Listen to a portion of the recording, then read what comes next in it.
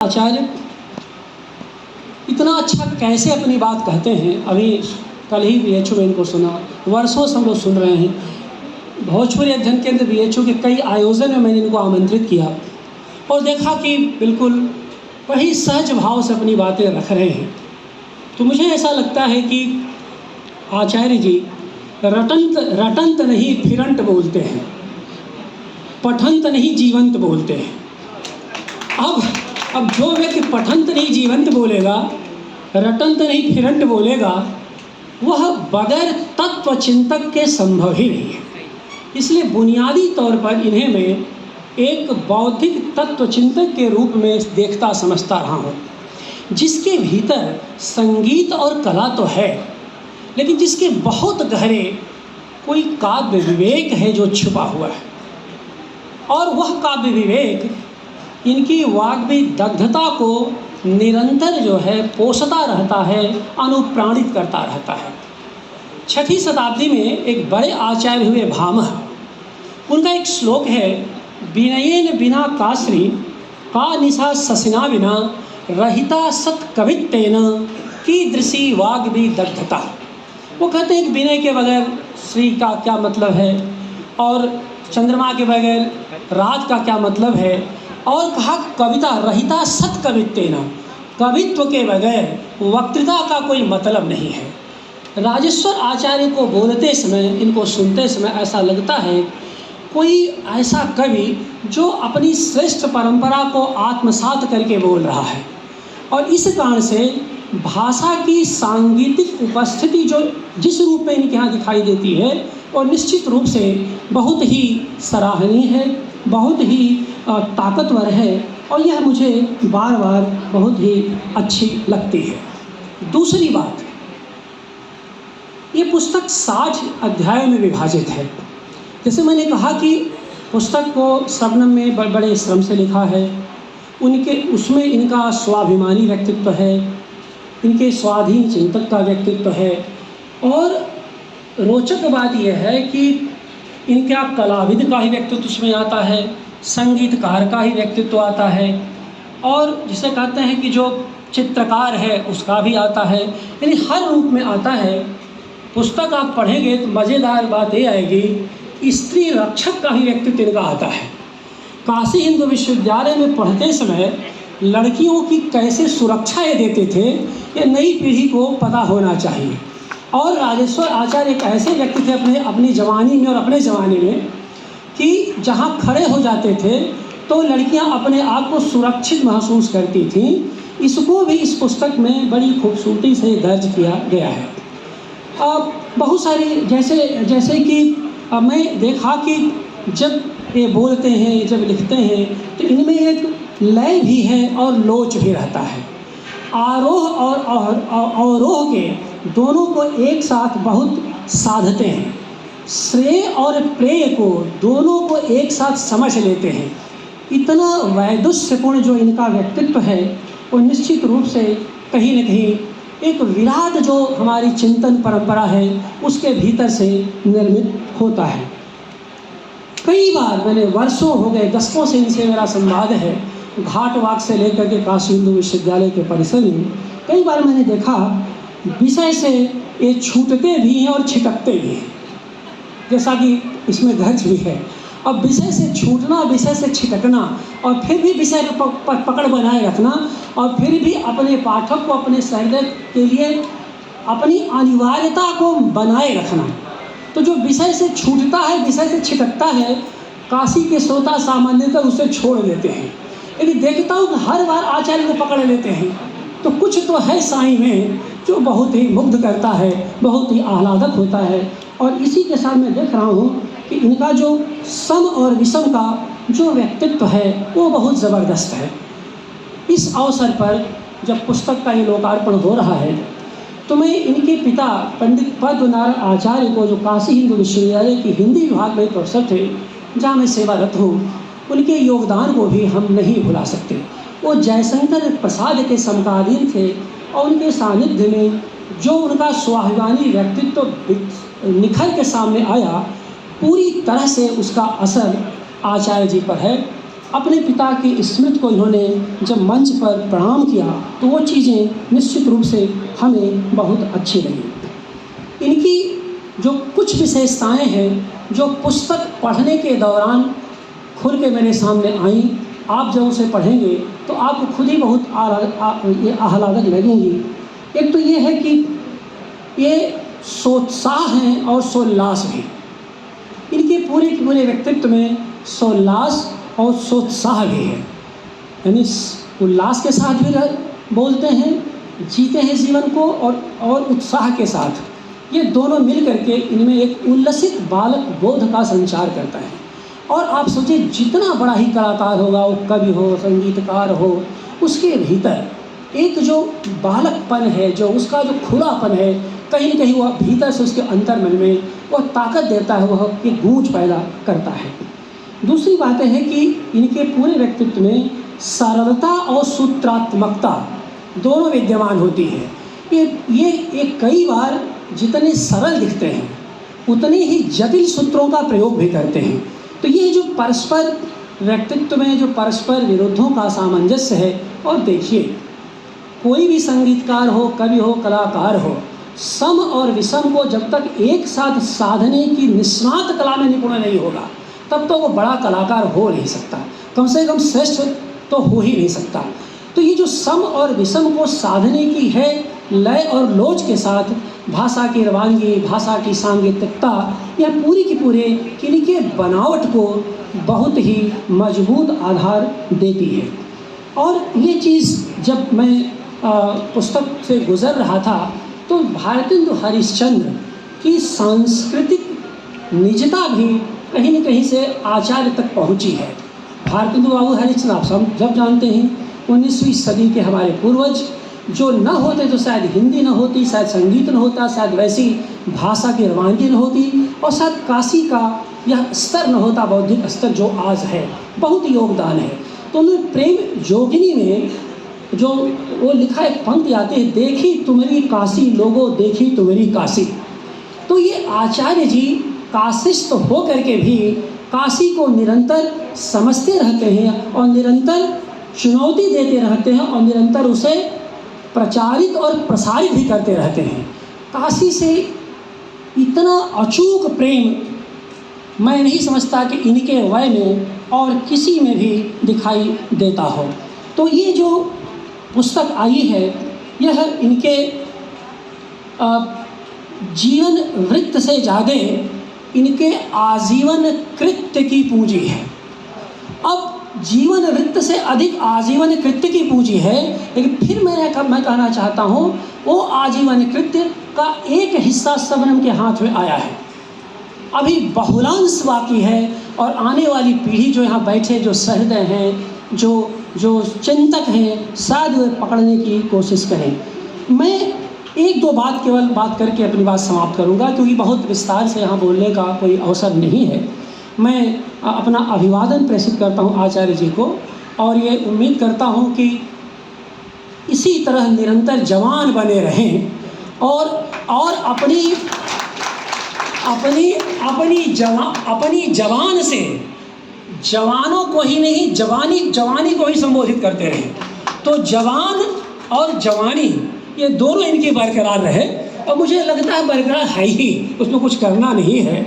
अभी कल ही काशी हिंदू विश्वविद्यालय में थे, एक इनाग्रल सेशन में, क्या ज़बरदस्त लय और लोच के साथ बोला इन्होंने, और आप लोग लगातार सुनते रहते, मैं तो मुग्ध हो गया। तो ये आचार्य जी हैं, तो ये जो जवान और जवानी दोनों को बचाए रखें। अब यहाँ पर एक दो बस दो बातें कहूँगा मैं, जो कि आप सोचिए कि एक व्यक्ति की निर्मित होती कैसे है। और यहाँ पर जिसे कह सकते हैं कि एकेडमिक्स, जो एकेडमिशियंस हैं इस सभागार में, उनसे अधिक बनारस का सांस्कृतिक और सामाजिक व्यक्तित्व यहाँ उपस्थित है। क्योंकि अकादमिक जगत में तो आचार्य जी को ज़्यादातर लोग सुनते रहते हैं, BHU में, काशी विद्यापीठ में, कहीं इधर उधर अपना, लेकिन शहर में संगीत के अलावा आप लोगों को थोड़ा कम अवसर ये सुनने को आता होगा। तो ज़रा ये मैं बताना चाहूँगा कि कैसे आचार्य को किन स्थितियों में आचार्य बनाया, जो इतना सहज और सीधा दिखता है। फ़ोन किए आचार्य जी परसों एक कार्यक्रम बाटे ही हमारे विभाग में आ जाए। हाँ हाँ ठीक बाटे, कब आवे के हवे? और 2 बजे आ जाए। गाड़ी वाड़ी भेजवा के आई जाइए अकेला है तो नहीं आ जाइए, आज ही गाड़ी जाएगी। हाँ तो देखा, जब तो के कार्यक्रम के आधा घंटा पहले गाड़ी भेजिया, नहीं तो समझिए हाथों लंका की जान में। यह जो इनकी वानगी है, जो आत्मीयता है? आप कई जगह ऐसा अनुभव, लेकिन उनकी चर्चा मैं नहीं करूँगा क्योंकि मैं अपने अनुभव को मैं साझा नहीं करूँगा। मैं अभी तो सबना और इनके बीच जो संवाद हुआ है उसकी चर्चा, उसकी दो बातें देना चाहता हूँ। अब एक तो वीर बहादुर सिंह मुख्यमंत्री थे, इनके स्वाभिमानी व्यक्तित्व का, और तब ये जैसे कहते हैं कि जवानी की जोश में बिल्कुल लकदक, बिल्कुल एकदम दौड़ भाग कर रहे थे, और इस गोरखपुर में थे और संगीत विभाग में आचार्य के पद पर आसीन थे। वीर बहादुर सिंह मुख्यमंत्री थे और कहा गया इनसे कि आप बच्चियों को लेकर के आप आ जाइए और मंगलाचरण करना है। आचार्य जी बिल्कुल समय से बच्चियों को लेकर, जैसे यहाँ बच्चे आए, ये पहुँच गए। वहाँ देखा तो ये देखा कि मंच ऐसे सजा हुआ था।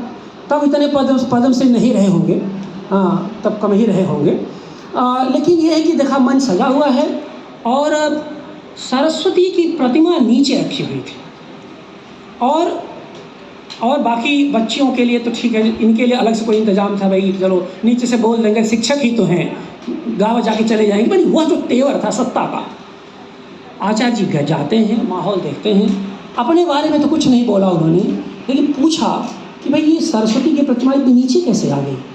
और जब मैं बच्चियों को लेकर आया हूँ, मैं एक जिम्मेदार संगीतकार हूँ, लेखक हूँ, तो इस तरह से नहीं चलेगा। उन्होंने कहा साहब, तो आयोजक ने कहा, जैसे कुछ आयोजक बड़े क्रूर होते हैं, वो चीज़ों को समझते नहीं कि भाई क्या उसकी क्या पर्सनालिटी है, जिसको आपने बुलाया है सम्मान से, उसको सम्मान देने का भी शौर नहीं होता। कुछ आयोजकों में ये भी बड़ी विडम्बना होती है। तो खैर, तो उन्होंने कहा साहब अब तो ऐसे ही होगा। आचार्य जी लड़कियों को बुलाए, उनका चलो, सभागार के बाहर निकल गए। तब तक उधर से मुख्यमंत्री खुद आते हुए नजर आए। रोका इन्होंने, अरे आचार्य जी कहाँ जाते, अभी तो मंगलाचरण का समय है, कहाँ जा रहे हैं? आचार्य जी की जो बात है, उन्होंने कहा पहले आयोजकों को सदाचरण सिखाइए, तब मंगलाचरण की बात होगी। ये ताकत, ये बनारस है। आचार्य बनारस को इस रूप में जीते, और मैं इस आचार्य को नमन करता हूँ, और इस आचार्य के आचार्यत्व के लिए यहाँ आया हूँ, सिर्फ इसके लिए। दूसरी बात, वंदे भारत, आर्यमा सान्याल मौजूद हैं। याद होगा आर्यमा जी, 23 जनवरी का दिन था, मैं और आचार्य जी दोनों इनके एयरपोर्ट में मौजूद थे। सुभाष चंद्र बोस जयंती थी, बातचीत करने के लिए बातचीत हुई। हमने आचार्य जी ने भाषण दिया, आचार्य जी ने आशीर्वाद दिया। उसमें किसी ने कहा कि वंदे भारत गाइए, वंदे भारत। मैं पहली बार आचार्य जी को वंदे भारत का गायन करते सुना। सॉरी, हाँ, वंदे मातरम, वंदे भारत में चाहा हुआ है इतने सारा चल रहा है, तो हाँ, इतने सारे वंदे भारत निकल गए। एनीवे, तो वंदे मातरम आचार्य जी ने जिस तरह से गाया, पहली बार सुन करके जैसे कहते हैं कि एक रोमांच अनुभूति हुई। और मैंने वंदे मातरम के मुख से उस गीत को कभी नहीं सुना। आर्यमा जी सामने बैठी हुई हैं, इनकी आंखों से आंसू टपक रहे थे, इतनी भावुक हो गई। इस चीज़ को मैं भूल गया, बात आई गई हो गई। जब किताब से गुजरा तो किताब में ये वंदे मातरम के गीत का 1967 का एक संदर्भ मिला। लमही में प्रेमचंद महोत्सव हो रहा था और पंडित ओंकारनाथ ठाकुर की अनुपस्थिति में वंदे मातरम को प्रस्तुत किया जाना था, और इनके लिए चुनौती थी, इनके लिए पूरी तरह से वो चुनौती थी। और जिस तरह से, और वहाँ पर आचार्य संपूर्णानंद खुद मौजूद थे। लमही महोत्सव, प्रेमचंद महोत्सव चल रहा था, वहाँ पर आचार्य जी ने वंदे मातरम का जिस तरह से गान किया, पंडित ओंकारनाथ ठाकुर ने, दिग्गज संगीतकार ने इन्हें आशीर्वाद दिया। और दूर बैठे, सुदूर बैठे जब उनके जानकारी मिली कि इसने इज्जत रख लिया, तो आचार्य जी का व्यक्तित्व वहाँ से निर्मित होता है। और वही इनका जो चरित्र है, इनके चित्त की व्याख्या करता है। किसी के चरित्र से उसके चित्त की अगर व्याख्या करनी हो तो उसके लिए आचार्य हमारे मानक हैं और मानक भी हैं, इसको भी याद रखिएगा।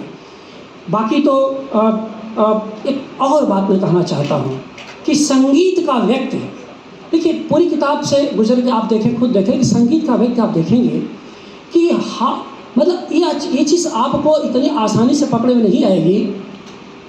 हाशिए को लेकर के मैंने ये देखा कि आचार्य जी के पास जो साहित्यिक बोध है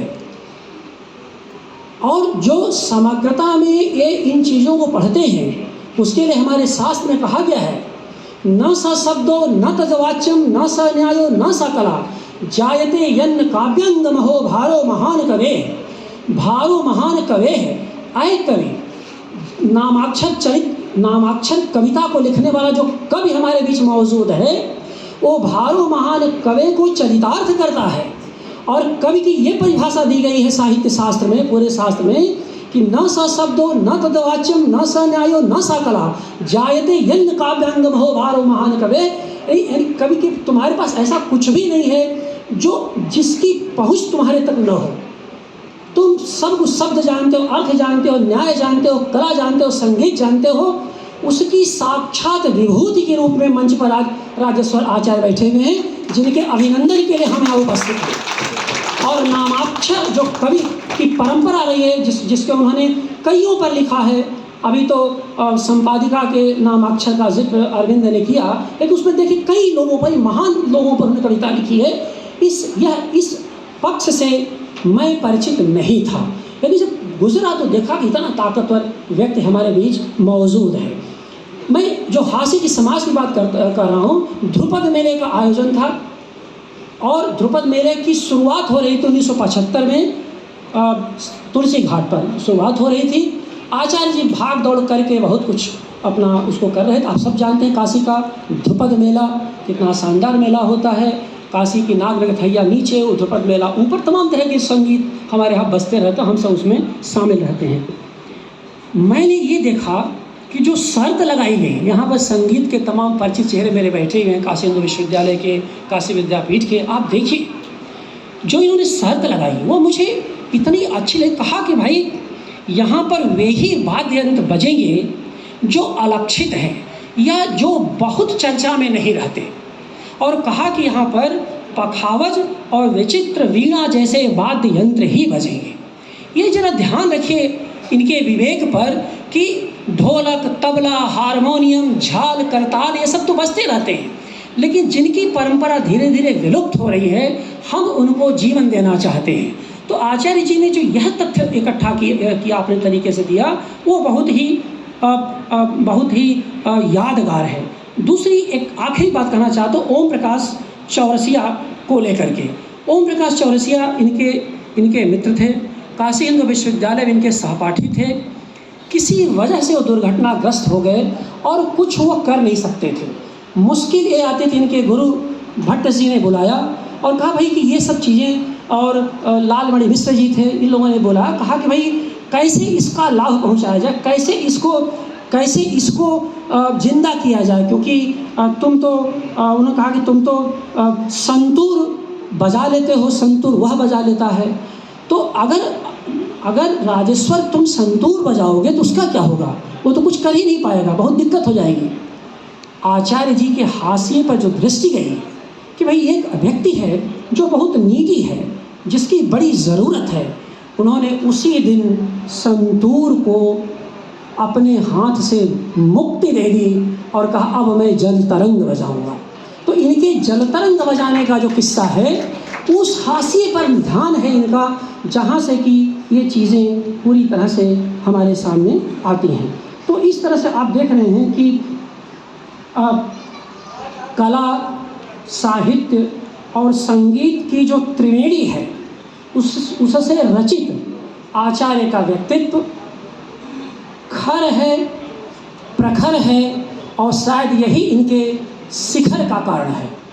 आचार्य जी खर है, प्रखर है और आपके शिखर का यही आधार है, इसको याद रखिएगा। तो इसको आप बचाए रखें, आप अपनी प्रतिभा से दिग दिगंत को ऊर्जावान करते रहें।